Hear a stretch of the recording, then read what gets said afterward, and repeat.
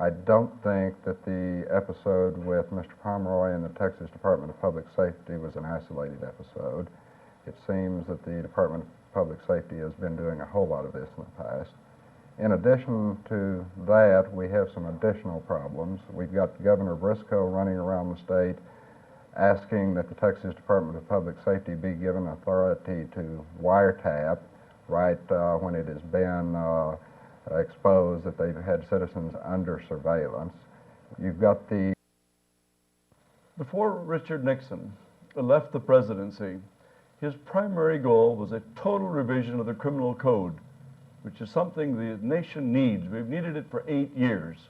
Lyndon Johnson, back in 1966, set up a commission to revise the criminal code, and a bipartisan group worked on this for 8 years.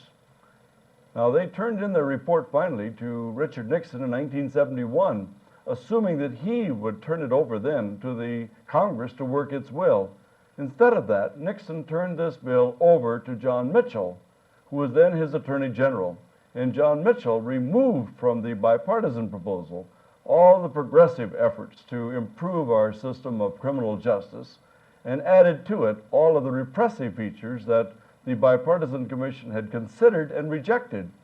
Now, this was introduced by Nixon into the Senate and the House in March of 1973, a week before the Watergate scandal began to unravel. And during this entire time, while the nation is focused on Watergate and then on impeachment, a Senate Judiciary Committee has worked on this. So at the time when Richard Nixon resigned, we certainly hoped that the new president, Mr. Ford, would drop this issue. Instead of that, the Ford administration has now embraced the Nixon-Mitchell criminal code,